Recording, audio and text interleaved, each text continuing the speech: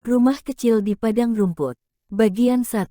Ke daerah barat. Pada zaman dahulu, ketika kakek-kakek dan nenek-nenek kita masih kecil, bayi atau mungkin belum lahir, berangkatlah Pa, Ma, Mary, Laura dan si bayi Kari meninggalkan rumah kecil mereka di rimba besar, Wisconsin. Rumah tersebut mereka tinggalkan, sendirian dan kosong, di sebuah tempat terbuka di antara pohon-pohon besar. Dan mereka tak pernah melihatnya lagi. Mereka pergi ke daerah Indian. Kata Pa, di rimba besar sudah terlalu banyak orang. Sering kali Laura mendengar detak nyaring kapak menghantam pohon bukan suara kapak Pa. Sering juga terdengar tembakan menggema bukan suara senapan Pa. Jalan setapak di depan rumah sudah menjadi sebuah jalan besar. Hampir tiap hari Laura dan Mary berhenti bermain dan memandang tercengang pada gerobak kuda yang berjalan berderik-derik pelahan di jalan itu. Hewan liar tak akan mau tinggal di daerah yang sudah terlalu banyak manusianya. Pa pun tidak, ia lebih senang tinggal di daerah yang hewan-hewan liarnya hidup tanpa rasa takut. Ia senang melihat anak-anak rusa kecil serta ibu mereka mengawasi dirinya dari bayang-bayang kerimbunan pepohonan. Ia senang melihat beruang-beruang gendut memakan buah-buah liar di semak belukar. Di malam-malam musim dingin yang panjang, Pa dan Ma membicarakan daerah barat. Di daerah barat, kata Pa, tanahnya datar. Tak ada pepohonan, rumput tumbuh lebat dan tinggi. Hewan-hewan liar berkeliaran mencari makan seolah-olah di padang peternakan yang tak mengenal batas. Dan di sana tak ada pemukim-pemukim. Yang ada hanyalah orang-orang Indian. Di hari terakhir musim dingin Pa berkata kepada Ma, "Karena kau tak keberatan, aku telah memutuskan untuk pergi ke daerah barat. Rumah dan tanah kita ini sudah ada yang menawar. Harganya cukup bagus, lumayan untuk memulai hidup kita nanti di daerah baru." "Oh, Charles, haruskah kita berangkat sekarang?" tanya Ma. Udara sangat dingin dan rumah kecil itu memberi suasana yang hangat dan nikmat. "Kalau kita bermaksud pergi tahun ini," kata Pa, "kita harus berangkat sekarang. Kita tak akan dapat melintasi sungai Mississippi bila es yang menutupinya telah mencair." Jadilah, Pa menjual rumah kecil itu. Juga sapi dan anaknya. Dari kayu hikori dibuatnya rusuk-rusuk melengkung untuk dipasang sebagai rusuk atap badan gerobak kuda yang akan mengangkut mereka semua. Ma membantu Pa menyelubungi rusuk-rusuk melengkung tersebut dengan kain kanvas putih sebagai atapnya. Beberapa saat sebelum fajar menyingsing, dengan lembut Ma membangunkan Mary dan Laura. Dalam sinar cahaya api serta lilin ia memandikan mereka, menyisiri serta memberi mereka pakaian yang cukup menghangatkan tubuh. Pakaian itu rangkap-rangkap pakaian dalam panjang dari kain flanel, rok dalam dari kain wol, gaun dan kaus kaki panjang juga dari wol ini masih ditambah dengan jaket, kerudung kepala dari kulit kelinci, serta sarung tangan rajutan dari wol. Segala perabotan yang ada di rumah telah diangkat masuk ke dalam gerobak. Kecuali tempat tidur, meja dan kursi. Ini semua tak perlu. Dengan mudah Pa dapat membuatnya lagi di tempat yang baru. Di halaman masih terdapat selapis tipis salju. Sunyi, dingin dan gelap. Pohon-pohon tak berdaun berdiri kaku menantang bintang-bintang yang juga berkedip dingin. Tetapi di ufuk timur langit telah memucat. Dan dari antara pepohonan tampak lentera-lentera, gerobak-gerobak dan kuda-kuda berdatangan. Itu pasti kakek, nenek, bibi-bibi, paman-paman dan saudara-saudara sepupu mereka. Mary dan Laura mendekap boneka-boneka kain mereka erat-erat. Tak berkata sepatah pun. Para saudara sepupu mengelilingi serta memandangi mereka. Nenek dan semua bibi-bibi memeluki mereka, mencium mereka, memeluki mereka lagi, dan menciumi mereka lagi, sambil mengucapkan selamat jalan. Pa menggantungkan senapannya di rusuk atap gerobak, di bawah kain kanvas yang menjadi atapnya, di tempat yang mudah dicapainya. Di bawah senapan itu ditaruhnya kantung peluru serta tempat mesiu. Kemudian hati-hati ditaruhnya kotak biola di antara bantal-bantal, agar guncangan gerobak tidak merusakkan biolanya. Paman-paman membantu Pa memasangkan kuda. Para saudara sepupu disuruh mencium Mary dan Laura. Dan mereka melakukan itu. Pa kemudian mengangkat Mary dan Laura, meletakkan mereka di tempat tidur di bagian belakang gerobak. Dibantunya Ma naik ke tempat duduk di depan, dan nenek mengulurkan si bayi Kari kepada Ma. Terakhir Pa sendiri naik, duduk di samping Ma. Dan Jack, anjing bulldog mereka yang belang coklat itu, masuk ke bawah gerobak. Mereka berangkat, meninggalkan rumah kecil yang terbuat dari balok-balok kayu itu. Jendela-jendelanya tertutup rapat di palang. Jadi rumah itu tidak dapat menyaksikan mereka pergi. Sendiri terkurung pagar, di balik pohon-pohon ok raksasa yang di musim semi begitu rimbun daunnya bagaikan atap hijau melindungi Mary dan Laura bermain. Itulah terakhir kali mereka melihat rumah kecil itu. Pa berjanji di daerah barat nanti Laura akan melihat Papus. Apakah Papus itu? Tanya Laura. Dan Pa menjawab, Papus adalah bayi Indian, bayi kecil dan berkulit coklat. Panjang juga perjalanan mereka menembus hutan yang bersalju itu. Kemudian mereka tiba di kota Pepin. Mary dan Laura pernah sekali ke kota itu.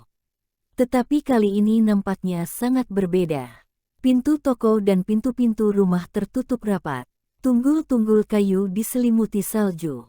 Dan tak terlihat seorang anak pun yang bermain di luar, ikatan besar kayu-kayu tampak di antara tunggul-tunggul. Hanya 2 atau 3 orang terlihat. Semua memakai sepatu tinggi, topi kulit hewan dan kemeja wol kotak-kotak berwarna cerah. Ma, Mary dan Laura makan roti berlapis gula cair di gerobak. Kuda-kuda penarik gerobak makan jagung dari kantung makanan yang tergantung di depan hidung mereka. Pa berada di dalam toko, menukarkan kulit hewan hasil perburuannya dengan barang-barang yang dapat digunakan nanti di perjalanan.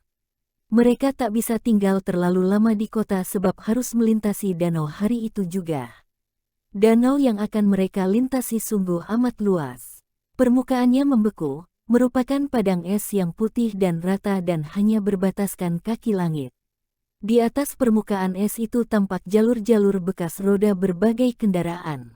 Jalur-jalur tersebut melintasi danau, ujungnya pun tak terlihat. Pa mengendalikan gerobak mengikuti jalur tadi di atas es. Tapak kaki kuda membuat suara berdentum-dentum pendek dan berat. Roda-roda gerobak gemerisik melindas es yang keras itu. Kota di belakang mereka makin lama makin kecil, hingga akhirnya toko besar tadi pun hanya tampak sebagai satu titik hitam di kejauhan. Di sekeliling gerobak tak tampak apa-apa, hanya padang es yang luas dan kosong. Laura tak menyukai suasana sepi ini. Tetapi ada Pa di bagian depan gerobak, dan Jack di bawah gerobak. Dengan adanya Pa dan Jack tak akan ada yang dapat mencelakainya. Akhirnya sampai juga gerobak mereka ke seberang. Roda-rodanya mulai menyentuh tanah dan mendaki sebuah lereng. Pohon-pohon pun kini tampak, dan di antara pohon-pohon tersebut terlihat sebuah rumah balok kecil. Laura merasa makin tenteram. Rumah tersebut kosong, tak ada yang menempati. Memang sengaja didirikan untuk tempat singgah para penyeberang danau. Kecil dan aneh, tempat pendiangannya besar, dan dipan-dipan kayu yang kasar buatannya melekat ke dinding. Tetapi hawa jadi lebih hangat ketika Pa menyalakan api di pendiangan. Malam itu Mary, Laura dan si bayi Kari tidur dengan Ma di lantai di depan pendiangan. Pa tidur di luar, di gerobak, untuk menjaga isinya serta kuda-kudanya. Malam harinya Laura terbangun oleh sebuah suara aneh. Seperti suara tembakan tetapi lebih tajam dan berkepanjangan. Suara itu terdengar berulang-ulang. Mary dan Kari terus saja tidur. Laura tak bisa tertidur lagi sampai suara Ma terdengar lembut dari kegelapan. Tidurlah, Laura, itu hanya suara lapisan es yang berderak pecah. Paginya Pa berkata, untung sekali kita menyeberang kemarin, Caroline. Es mulai berpecahan malam tadi. Kita memang sudah terlambat.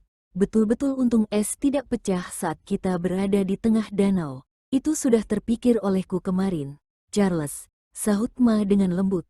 Kemarin Laura tak pernah berpikir bahwa ada kemungkinan lapisan es yang mereka lalui dapat pecah. Tetapi kini kemungkinan itu terpikir olehnya. Apa jadinya kalau es pecah tepat pada saat gerobak mereka ada di atasnya?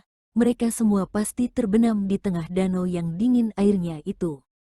Kau membuat seseorang sangat ketakutan, Charles, kata Ma lagi. Pa mengangkat Laura dan mendekapnya rapat-rapat.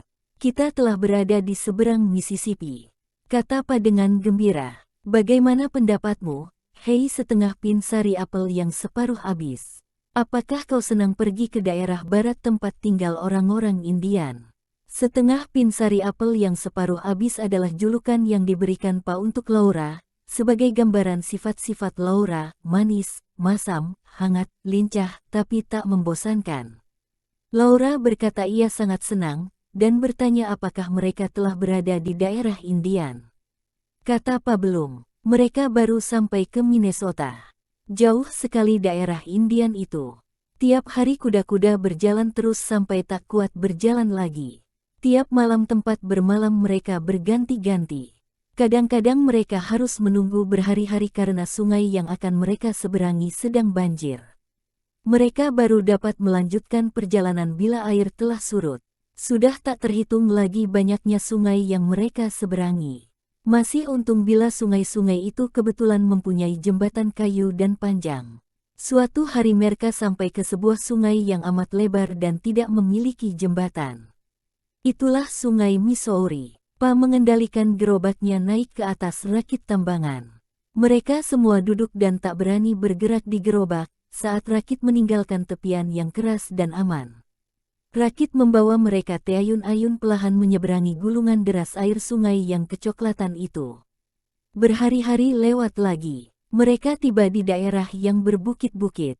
Di dasar sebuah lembah, gerobak mereka tertancap pada lumpur yang hitam dan dalam. Tak bisa bergerak. Hujan pun turun sangat deras diiringi oleh gemuruh guntur dan kilat menyambar-nyambar. Tak ada tempat untuk memasang tenda dan menghidupkan api. Semua basah kuyup, semua kedinginan, semua merasa sengsara. Mereka tak bisa keluar dari gerobak, dan harus makan makanan dingin. Hari berikutnya Pa menemukan tempat yang baik untuk memasang tenda. Hujan sudah reda tetapi sungai masih banjir. Mereka harus menunggu seminggu, sampai air surut dan sampai lumpur mengering, hingga Pa dapat menggali lepas roda-roda gerobak. Dan mereka melanjutkan perjalanan lagi. Suatu hari waktu mereka sedang beristirahat, seorang pria bertubuh tinggi kurus keluar dari hutan, naik seekor kuda poni. Pa berbicara dengan orang ini sejenak. Kemudian mereka berdua menghilang ke dalam hutan. Waktu mereka muncul kembali, keduanya menunggang kuda-kuda poni hitam. Pa menukarkan kuda-kuda coklat yang sudah sekian lama mengantarkan mereka dari rimba besar dengan poni-poni hitam itu. Kuda-kuda hitam itu kecil, tetapi cantik sekali. Kata Pa sebenarnya keduanya bukan jenis poni melainkan kuda-kuda Mustang dari daerah barat. Mustang sangat kuat, kata Pa, sekuat keledai namun selembut anak kucing. Mata kuda-kuda baru itu besar, lembut dan sabar. Rambut surai dan ekornya sangat panjang. Kakinya lebih langsing, lebih kecil, namun lebih cepat daripada kuda-kuda di rimba besar. Laura bertanya siapa nama kuda-kuda itu. Kata Pa, Laura dan Mary boleh memberi mereka nama. Mary memberi nama Pat, dan Laura memberi nama Patty. Waktu deru sungai tak begitu deras lagi, dan jalan lebih kering, Pa menggali roda gerobak dari cengkeraman lumpur. Pat dan Patty dipasang dan mereka berangkat meneruskan perjalanan. Sudah jauh sekali perjalanan yang mereka tempuh dalam gerobak beratap kain kanvas itu sejak meninggalkan rimba besar di Wisconsin. Mereka telah menyeberangi negara-negara bagian Minnesota, Iowa dan Missouri. Sejauh itu Jack terus saja berlari mengiringi, di bawah bagian Kansas. Gerobak. Dan kini mereka sedang menyeberangi negara Kansas penuh dengan padang-padang rumput luas yang tak terbatas. Kemana-mana kita memandang yang tampak hanya rumput yang tinggi-tinggi dan berombak-ombak ditiup angin. Berhari-hari mereka menyeberangi Kansas, yang terlihat hanya rumput dan langit. Langit mengelilingi padang rumput itu dengan bentuk sebuah lingkaran sempurna. Gerobak mereka merupakan titik pusat lingkaran itu. Sepanjang hari Pat dan Patty berlari-lari kecil, berjalan, berlari-lari kecil, berjalan lagi, tapi tetap saja mereka berada di titik tengah lingkaran langit itu. Bila matahari akan terbenam, lingkaran itu masih tetap ada, hanya tepi langit jadi berwarna merah. Sedikit demi sedikit tanah pun berubah menghitam. Angin membuat suara-suara yang menambah perasaan sepi di antara rumput-rumput tinggi. Api unggun terasa terlalu kecil, lenyap di telan luasnya alam yang mengitarinya. Tetapi bintang-bintang tampak lebih besar dan lebih rendah. Seolah-olah Laura dapat menyentuhnya. Keesokan harinya pemandangan kembali persis seperti hari kemarin. Lingkaran yang mengelilingi mereka tak berubah. Laura dan Mary sungguh bosan. Tak ada yang dapat mereka kerjakan. Tak ada sesuatu yang baru untuk dipandang. Setelah merapikan tempat tidur mereka di bagian belakang gerobak dan ditutupi rapi dengan selimut abu-abu, Laura dan Mary duduk di atasnya. Kain penutup samping gerobak digulung hingga angin padang rumput bertiup keras masuk. Angin membuat rambut Laura yang lurus terhempas-hempas, dan rambut Mary yang keriting keemasan porak-poranda. Cahaya matahari yang tajam bagaikan membakar kelopak mata mereka. Kadang-kadang seekor kelinci jantan meloncat tinggi-tinggi melampaui rumput yang merunduk oleh angin. Jack tak ambil pusing. Kasihan Jack, dia juga pasti sangat lelah. Kaki-kakinya pasti sakit berlari-larian terus. Tetapi gerobak jalan terus, kain kanvasnya mengepak-kepak, roda-rodanya meninggalkan 2 jalur jejak yang memanjang di belakang gerobak, jauh dan tak putus-putus. Punggung Pa membungkuk, tali kendali terkulai bebas di tangannya. Angin bertiup keras di jenggot coklatnya. Ma duduk tegak, tak berbicara, berpangku tangan. Si bayi kari tidur nyenyak di antara bungkusan-bungkusan lunak. Ah how, Mary menguap, dan Laura berkata, Ma, bolehkah kami turun dan berlari di belakang gerobak? Kakiku sudah sangat lelah. Tidak, Laura, kata Ma. Apakah ini belum waktunya untuk berhenti? Tanya Laura. Rasanya sudah lama sekali mereka berhenti tadi, di tengah hari, untuk makan siang duduk di rumput bersih di keteduhan bayang-ayang gerobak. Belum, jawab Pa. Masih terlalu siang untuk istirahat. Aku ingin istirahat sekarang. Aku lelah. Kata Laura. Laura, kata Ma, hanya itu. Tetapi itu berarti Laura tidak boleh mengeluh. Maka Laura pun tidak mengeluh lagi. Setidak-tidaknya tidak keras-keras. Di dalam hati dia masih mengkal. Laura duduk diam dan berkeluh kesah pada dirinya sendiri. Kakinya mulai terasa sakit, dan angin tak henti-hentinya bertiup di rambutnya. Rumput terus saja bergelombang. Gerobak terus saja berderak-derak. Untuk berapa lama itu saja? Sungguh membosankan. Kita hampir sampai di sebuah kali atau sungai, kata Pa kemudian. Anak-anak, kalian lihat pohon-pohon itu. Laura berdiri, berpegangan pada rusuk atap dan melihat ke depan. Jauh di sana memang terdapat noda-noda hitam dan rendah. Itu pepohonan, kata Pa.